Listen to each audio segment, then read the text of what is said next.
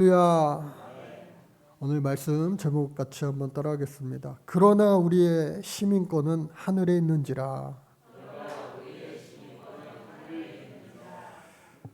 8월 첫날부터 어제 12일까지 12일 동안 새만금 세계 스카우트 잼버리가 이제 막을 내렸습니다. 말도 많고 탈도 많고 4년에 한 번씩 열리는 이 잼버리가 25회였습니다. 그리고 지난 91년도에 강원도 고성에서 17회 잼버리를 이미 한 차례 치른 바 있습니다. 성공적으로 그때는 잘 마쳤는데 이번에는 참 말도 많고 탈도 많은 것 같아요. 그럼에도 불구하고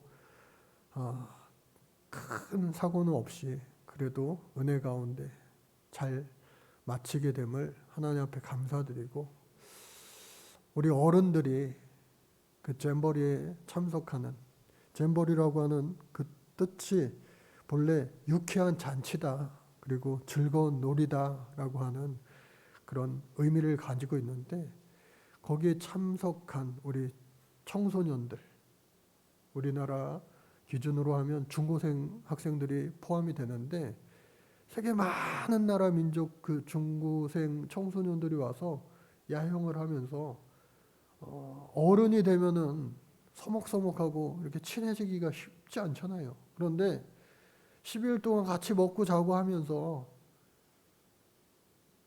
문화는 다르지만, 나라도 다르지만, 인종도 다르지만 전 세계 청소년들이 그냥 그 젊음으로, 또 인류애, 그리고 서로 협동심, 배려, 사랑으로 하나 되는 그러한 젊은이들의, 청소년들의 잔치인 겁니다.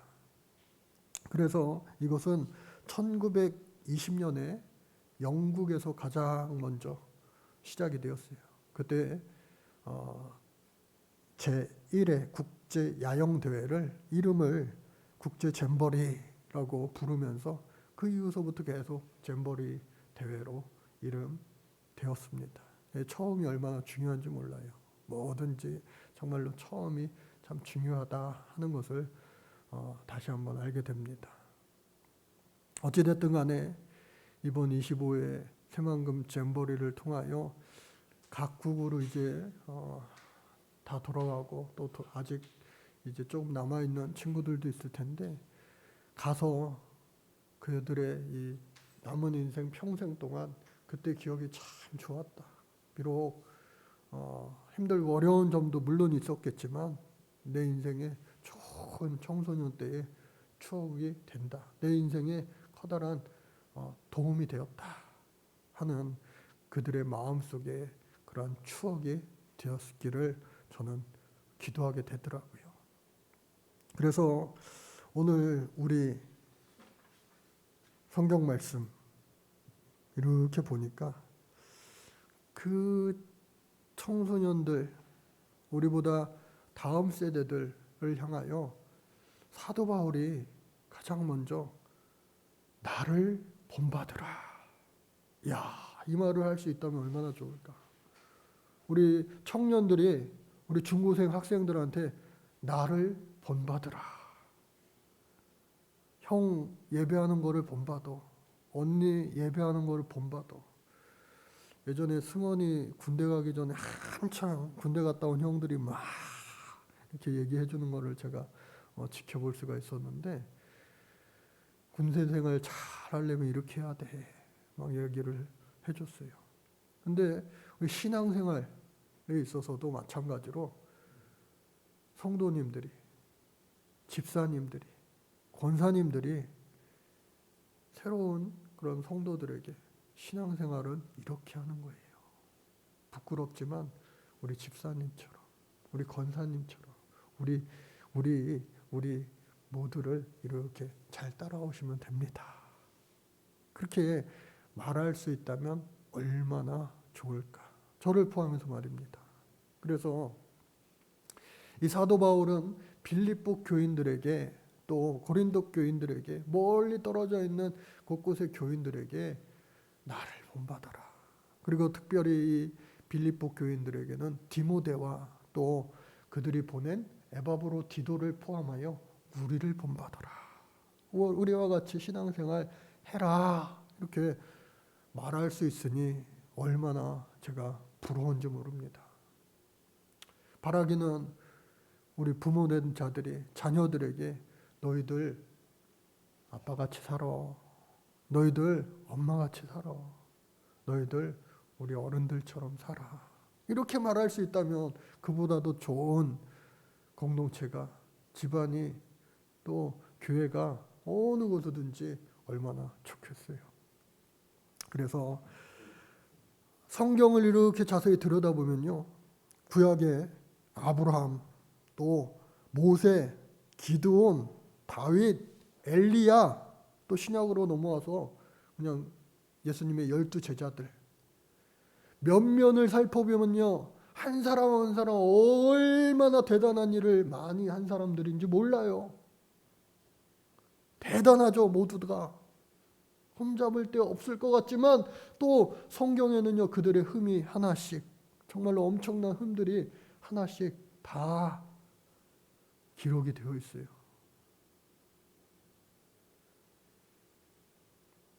그러니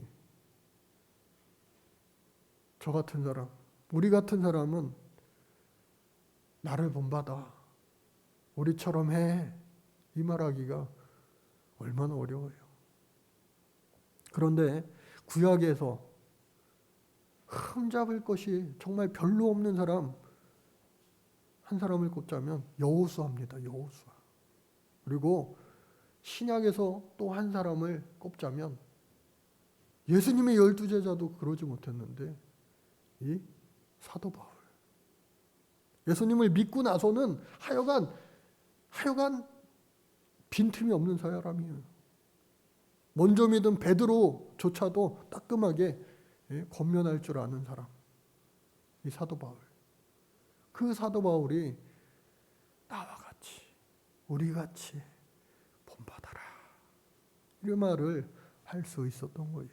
그런데 이것이 자기 자랑이고 자기 교만이 아니에요.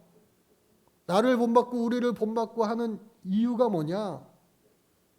내가 빌립보 교회에 지금 당장 가고 싶지만 갈 수 없으니 편지를 보내는 건데, 나와 우리들을 본받아 이 빌립보 교회 안에 열심으로 신앙생활하고 있는 이 주류 교인들이 어느덧 유대 그리스도인들이, 태어나면서부터 유대인이었던, 난지 8일 만에 할례를 받았던 바리새인으로 막 열심히 이 유대교의 그 법들을, 율법을 잘 지켰던 그런 자들. 그런데 겉으로는 이 사도 바울과 똑같아 보여요. 왜? 빈틈이 없으니까. 그런데 우리와 같아 보이지만 자세히 들여다보면 결코 같지 않은 다른, 그게 뭐예요? 이단. 이단의 뜻이요, 호리자의 끝단자리니까요. 처음에는 같아 보이지만 끝이 다른 것, 그게 바로 이단이에요. 처음부터 끝이 다 다른 것은 사입이고, 처음은 그럴싸한데 결말이 다른 것, 그게 이단이라고요. 그래서 이 사도 바울이요, 그 이단 사상을 주의하라. 우리 지난 주일에는 할례당을 조심하라.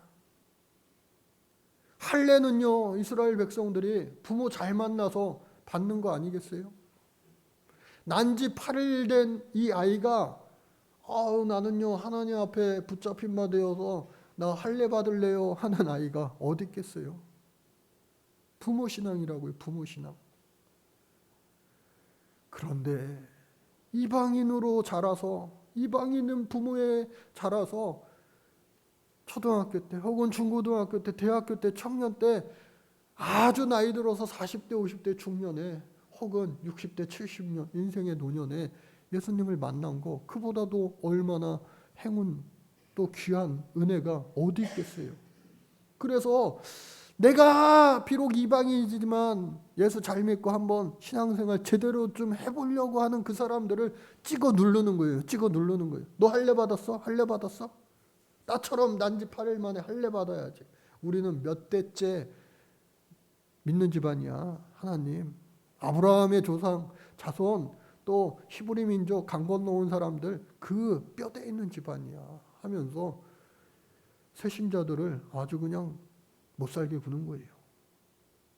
도저히 할 수 없는 일들을 강요하고. 그러니 그러한 것은 그들이 마치 진짜인 것 같지만 그런 그들은 가짜야. 사도 바울은 그런 그들을 향하여서 예수 그리스도의 원수라! 오늘 성경에서 말하고 있습니다. 예수 그리스도를 믿는 사람 같지만 정작 그들은 예수 그리스도의 원수라는 거예요. 십자가의 원수들, 예수의 마음을 더욱더 후벼파고 몇 번 더 죽이려고 하는 그러한 무리들이다. 그러니 너희들은 절대로 그들과 섞이지도 말고 그들과 같이 하지도 말고 그들의 결론은, 그들의 마지막은 멸망에 이르게 되어 있고 또 그들의 신은 배다. 여기 갑자기 배가 왜 나오나? 타고 다니는 배가 아니라 우리 이 배를 의미하는 거예요. 배. 야, 며칠 전에 TV 보셨어요? 제가 순댓국 좋아하는데 저희 처갓집 근처에 수도권에서 제일 맛있는 순댓국집이 거기 있더라고요. 한 번도 못 가봤는데 나중에 한번 제가 가보려고 그래요. 맛있으면 포장이 올까요? 예전에 남자든 여자든 막 먹방 유튜브가 있고 막 TV 프로그램, 저희 TV가 없지만 와, 밤 시간대 TV 틀면요 다 그냥 이거 맛있다 저거 맛있다 다 그냥 요리사들이 그렇게 인기가 많고, 야, 2000년 전에도요 그들의 신은 예수님이 아니고 배다, 배. 어쩜 그리 오늘날과 똑같지 않습니까?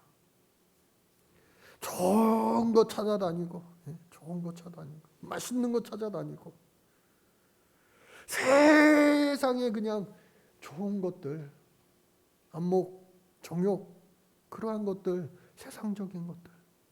그러나 그들의 멸망은 아무 소용없는 영원한 저 하늘나라의 천국과 전혀 상관없는 세상에 썩어질 것들이라는 거예요. 그들의 영광은 부끄러움에 있고 오로지 땅의 것들만 추구하는 예수 안 믿는 사람들과 별반 다를 거 없는 그런 사람들이다. 그런데 성경에서는 강조하죠. 그러나가 중요하다고. 20절 말씀에 오늘 말씀인 제목이기도 합니다. 우리 제목 같이 한번 읽어볼까요? 시작. 그러나 우리의 시민권은 하늘에 있는지라. 땅만 보고 사는 사람들은요 땅의 것만 쫓아다니다가 인생 끝나고 마는 거예요. 어디가 좋냐, 어디가 맛있냐, 뭐가 좋냐. 그러나 우리는 그들과 같지 않고 예수 믿는 사람들은 우리의 시민권은요 하늘에 있다는 거예요. 시민권이. 여러분, 이 시민권이 얼마나 중요하느냐, 한국에만 있을 땐 몰라요. 그런데 여권 만들고 해외 나가려고 하면은 시민권 하나 있으면요 무사통과예요. 무사통과. 줄도 짧아요. 긴 줄 갈 필요 없이 짧은 줄. 시민권자들은. 옛날 유명한 가수가 우리나라 그렇게 오랫동안 들어오려고 하는데 못 들어오잖아요. 왜? 미국 시민권을 따가지고 괘씸죄로 계속 우리나라에서 못 들어오는 거 아니겠어요? 우리도 마지막 날에 천국의 시민권을 하나님이 다 주셨는데 그 시민권을 잃어버린다면, 그 천국의 시민권을 잃어버린 자들은 결단코 천국에 들어갈 수 없다. 그런데 안심한 것은 뭐냐? 저와 여러분들은요, 우리들은요, 예수 믿음으로 말미암아 천국의 시민권을 획득한 자들인 줄로 믿습니다. 그런 우리들은 어떻게 살아가야 되느냐?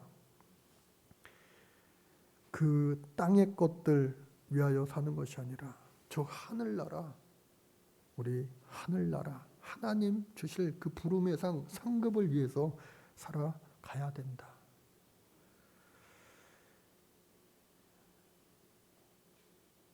소설에 보면은 새드 엔딩 그리고 해피 엔딩 이렇게 나뉘어지죠. 슬프게 끝나는 영화 드라마가 있는가 반면에 이거는 해피 엔딩이야 하면요, 그 영화를 보거나 소설을 보면 주인공이 어떠한 환난과 고난을 당하라도요 걱정할 게 없어요. 걱정할 게 없어. 왜? 주인공은 절대로 죽지 않으니까. 그리고 결국은 행복하게 결말로 끝나니까. 오늘 말씀 여러분들 기억하세요. 그리고 때로는 힘들고 어려운 인생의 고비고비 위기의 순간마다 이 말씀을 선포하세요. 힘들죠? 그러나 우리의 시민권은 하늘에 있다. 그러나 나의 시민권은 하늘에 있다 하면서 나의 인생은 기필코 예수 때문에, 우리 하나님 때문에 해피엔딩이다 믿고 고백하며 여러분들 기쁘게 즐겁게 살아갈 수 있는 주인공 되시기를 간절히 바랍니다. 어떤 여인이 있었어요.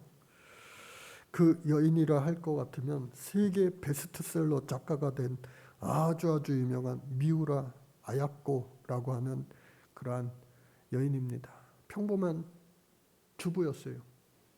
남편이 직장 다니다가 이제 그냥 조그만한 자파상을 시작을 했습니다. 정년퇴직을 했는지 하여간 좋은 직장 다니다가 이제 조그만 장사를 시작했어요. 그러니 수입이 좀 줄어 그것을 부인이 열심히 도왔어요. 근데 남편보다 사업수단이 더 좋은 거예요. 한 사람 한 사람한테 서비스도 잘해주고 친절하게 해주고 상품도 좋은 거 갖다 놓으니까 막 장사가 잘 되는 거예요.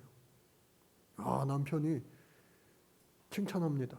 이야, 여보, 당신 장사 잘하네. 이러다 우리 재벌 되겠어.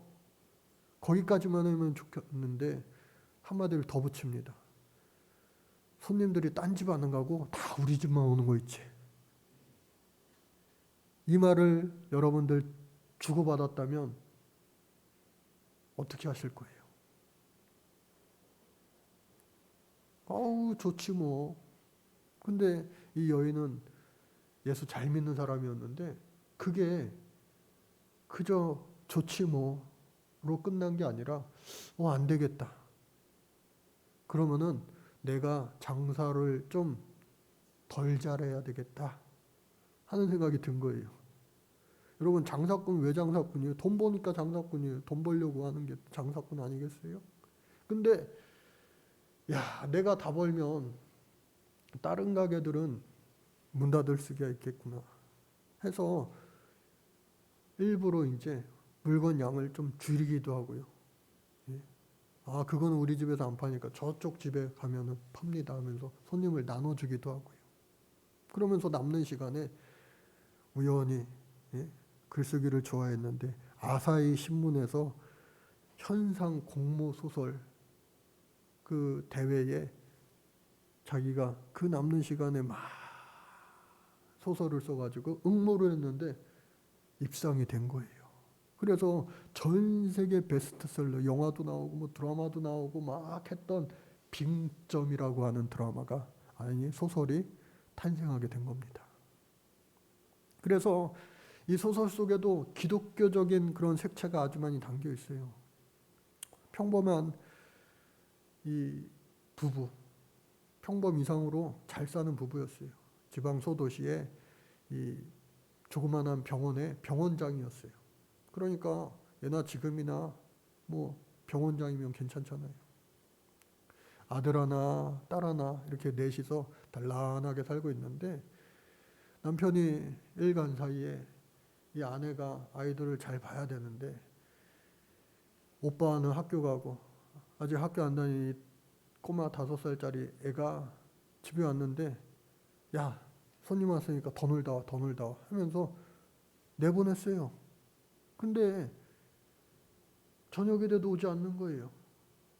결국엔 실종신고 내고 막 찾아 헤매는데 하나밖에 없는 그 딸이 유괴당하고 또 심지어 목 졸려 죽은 거예요. 얼마나 이게 온 가족의 불화 아니겠어요? 속상해. 근데 이 남편이 너무 화가 나고 그 원인을 이 부인에게 있다 생각한 거예요. 애 잘 봐야지. 손님 왔다고. 그래서 그 지역에 유지잖아요.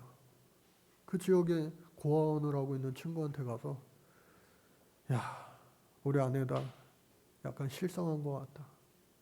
빨리 애 하나를 여자애 하나를 뭐 우리가 낳을 수는 없으니 입양해서 우리가 키울 테니 어린 여자아이 하나 입양해줘라. 입양하겠다. 그래. 그러면은 여자아이가 안 그래도 얼마 전에 왔는데 데려가다 키워봐라. 어떤 아이인데? 사실은 그 친구도 참 희한해요. 소설이니까 그렇겠죠. 얼마 전에 들어온 아이가 있는데 사실은 그 아이가 첫 달도 안 지났는데 그 아빠가 자살했어. 그 엄마는 원래 없었고 애 낳고 어디로 사라졌는데 그 아빠가 얼마 전에 자살했어. 그런 아이가 있어. 참 탁하네. 어떤 애인데 그 갓난애기 아빠가 사실은 네 딸을 유괴해가지고 죽인 그 살인자야. 근데 그 살인자도 감옥에서 자살해서 이 아이가 여기 고아원에 왔어. 이 아이를 니네 부부가 한번 데려가서 키워볼래? 아니 상식적으로 이게 맞지 않잖아요. 그런데 안 상식적으로 맞는 이게 도저히 맞지 않는 그 아이를 또 그래 내가 데려가서 잘 키워볼게 하면서 데리고 왔어요. 그리고 부인한테는 그 사실을 감춥니다. 첫 돌도 안 지냈으니까 얼마나 사랑스럽고 예뻐요 애기가. 잃어버린 그 딸을 대신해서 오기야 금이야 초등학교 1학년 입학할 때까지 잘 키웠습니다 정말. 근데 살인자의 딸이라고 하는 사실을 아는 이 아빠는 그 딸을요 콩쥐 팥쥐에 나오는 못된 팥쥐 엄마처럼 막 그 딸 괴롭혔어요. 자기가 데려오고. 그리고 심지어 그 사실을 모르고 정말로 잃어버린 딸을 대신하여 몇 배 더 사랑으로 키우는 그 아내에게 얼마 크고 나면 야, 그 딸 그거 우리 딸 죽인 그 살인자의 자식이야 이야기하면서 복수하고 싶은 마음으로 그 아이를 데려온 거예요. 그러니 그 아이는 도대체 무슨 죄냐고요. 무슨 죄. 예? 젖먹이 때 엄마도 없어. 아빠도 있었다가 아빠도 스스로 죄짓고 목숨을 끊어. 첫 돌도 안 된 애가 그러한 사연을 안고 고아원에 왔는데 입양된 곳이 하필 그런 그 피해자의 집. 초등학교 1학년 때는 그 아빠 때문에 온갖 고난을 받아. 데리고 가면서 왜 당신은 얘를 이렇게 안 예뻐해? 당신이 잘 키워. 근데 그 초등학교 1학년 때 반전이 일어나는 거예요. 남편 서재를 이렇게 정리하다가 우연히 남편 일기장을 보게 됩니다. 그 일기장에 뭐라고 써 있느냐? 이 아이의 출생의 비밀이 다 기록되어 있는 거예요.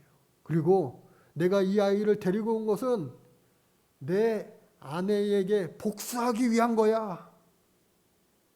살인자의 딸을 어디 한번 모르고 잘 키워봐라. 이거 도대체 말이 되냐고요? 말이 되냐고요? 그 사실을 안 다음부터 이 딸한테 완전히 대반전이 일어났어요. 어떻게 일어났느냐? 이 딸아이는 그대로인데 이 엄마가요. 여태까지 그렇게 잘 키우던 엄마가 이제는 네가 진짜 내 딸 죽인 그 남자의 딸이라고 하면서 못 살게 굴기 시작하는 거예요. 지독하게 못 살게 굽니다. 그런데 양심의 가책을 느끼기도 하고 또 그 아이에 대해서 가엾음을 느낀 그 아빠는 또 반대로 그 아이한테 잘해주기 시작하는 거예요. 근데 뭐 아빠는 병원 가서 일하는 시간이 많으니까 그 엄마가요 지독하게 힘들게 못 살게 구는 거예요. 초등학교 6년, 중학교, 고등학교. 야, 병원장집 딸인데도 예?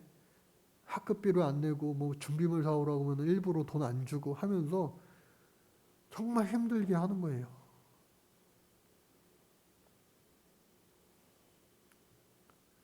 그럼에도 불구하고 이 아이가 정말로 열심히 삽니다. 오빠는 그냥 왕자처럼 다 키우는데 대학도 가고 얘는 그냥 알바하면서 새벽에 우유 배달하면서 막 주소온 티 나게 키우는 거예요. 그럼 왜 데리고 왔냐고요. 근데 그 오빠가 그 여동생을 사랑하는 거예요. 왜? 얘는 데려온 애야. 우리 부모님이랑 나랑 피가 섞인 건 아니야. 그 기억이 있었거든요. 이 여동생을 너무 사랑해서 가족 등본에는 오빠와 동생이겠지만 결혼할래 해버리니까 그 엄마가 욱해가지고 야, 얘가 누군지 알아? 내가 얘를 왜 미워했는지 알아? 네 진짜 동생, 우리 진짜 딸을 죽인 그 살인범의 딸이라고! 그 얘기를 한 거예요, 또. 그러니까 이 20살 정도밖에 되지 않은 이 아이가 그냥 펑펑 울면서 아빠가 나를 초등학교 1학년 때까지 그렇게 미워하고 또 그 이후에는 엄마가 지금까지 나를 미워했던 그 이유를 이제서야 알게 된 거예요. 나는 미움받아도 싸. 미움받아도 싸. 아니 왜 걔가 무슨 잘못이에요 도대체. 그런데 태어나면서부터 아버지의 그 죄를 주운 글씨로 쓰여진 채로 평생을 그와 같이 산 거예요. 도저히 못 살겠다 하면서 약을 먹습니다. 죽으려고 해요. 겨우 찾아갖고 와가지고 집에 막 응급처치하고 막 하는데도 쉽지 않아요. 그런데 그 소식을 듣고 고아원 원장 친구가 와가지고 한다는 말이 진작 빨리 해야지. 소설이니까. 그 고아원 원장이 와서 그 부부에게 한다는 말이 뭐냐? 이봐 친구. 사실은 얘가 그 살인자의 범인의 딸이 아니야. 차마 재수 씨한테 그런 죄를 나도 공범으로 짓고 싶지 않아서 비슷한 나이가 또래 여자애가 하나 더 있어서 얘를 그냥 주고 차마 그렇게는 하지 못해. 그 아이는 딴 데 가 있어.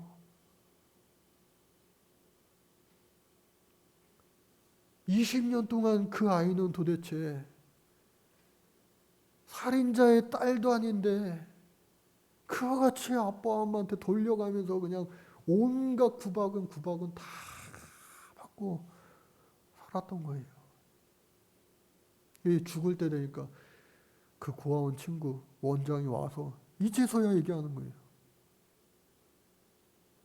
아빠 엄마가 오열하면서 미안해. 내가 몰랐다.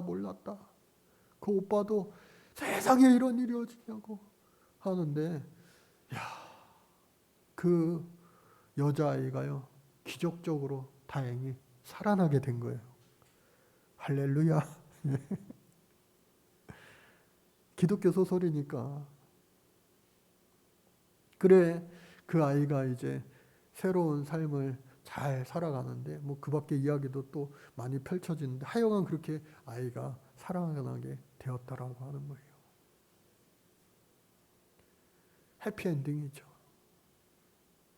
정말로 젖먹이 때 입양 와서 오기야 금이야, 이 20살 될 때까지 참 평생을 이렇게 잘 살아가는데 기반이 되는 그러한 꽃다운 나이, 그런 추억의 나이, 사랑받기에도 모자란 나이 아니겠어요? 그런데 누명죄로 인하여서, 그것도 자신의 죄가 아니라 아버지의 죄 때문에 그렇게 살은 거예요. 여기서 이야기하고자 하는 건 뭐냐? 우리도 마찬가지라는 겁니다. 우리도요, 전부 다 태어나면서 인류의 첫 조상, 저 아담씨, 하와씨, 아담과 하와로 인하여 모든 인간은 죄인이고, 또 죄로 말미암아 고생하며 살아가는 우리의 인생 아니겠어요? 그러나 저와 여러분들의 시민권은 이 땅에 그 대단한 무엇이 아니라, 왜? 그것은 다 있다가 없어지고 썩어질 것들.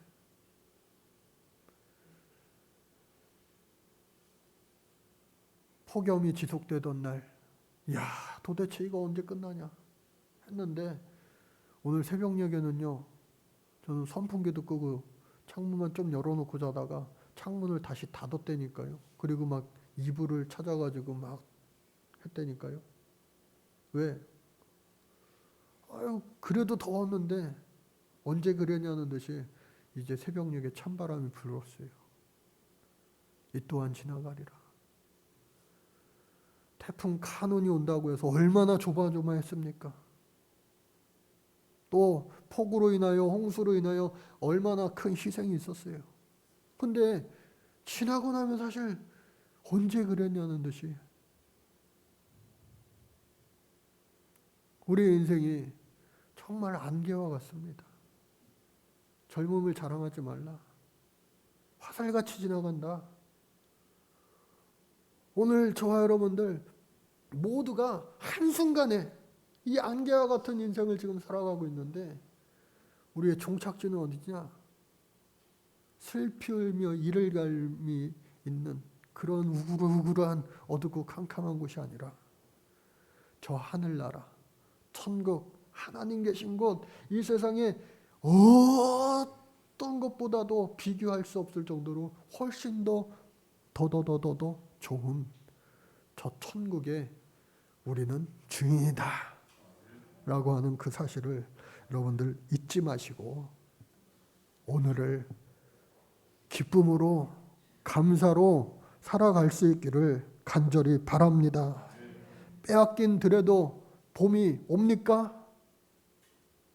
1909년 한일합방 36년 1945년 해방되기까지 얼마나 36년간 얼마나 더 힘들었겠어요. 코로나 3, 4년도 이렇게 힘든데 일제 36년 얼마나 힘드셨겠냐고요. 우리 어르신들이, 조상들이. 그러나 빼앗긴 들여도 결국은 봄이 왔어요.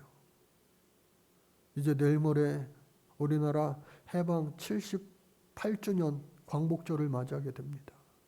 광복이 되었어요. 안 될 것 같았는데 되고야 말았어요. 우리의 천국도 멀리 있는 것이 아니라 어느 순간 화살과 같이 우리 코앞에 닥쳐 있을 거예요. 후회해도 소용이 없어요. 그때는. 우리의 인생의 단계 뭐 많이 다른 것 같지만 아니에요. 별반 다르지 않아요. 금방입니다. 눈 깜짝할 새예요. 때로는 힘들고 어려울지라도 코로나보다도 더 한 무엇이 우리를 괴롭힌다 할지라도 여러분 이 모든 것을 이겨낸 것처럼 저 천국을 향하여 한 발자국 우리 주님과 함께 우리 서로 함께 내디디며 천국을 향해 가는 멋진 천국의 순례자들, 이 인생 가운데 아름다운 길동무들이 되어줄 수 있기를 바랍니다. 우리 예수님이 저와 여러분들 함께 하시고 인도하시고 책임져 주실 줄로 믿습니다. 기도하겠습니다. 하나님 감사합니다. 우리 모두가 천국 가는 순례자임을 잊지 않고 우리 주님 다시 배울 때 사랑하는 아들아, 사랑하는 내 딸아, 착하고 충성된 종이구나. 일컬음을 얻을 수 있는 주인공 되게 하여 주옵소서. 한 사람도 누락 없이 천국에서 만날 수 있게 하여 주옵소서. 예수님의 이름으로 축복 기도드립니다. 아멘.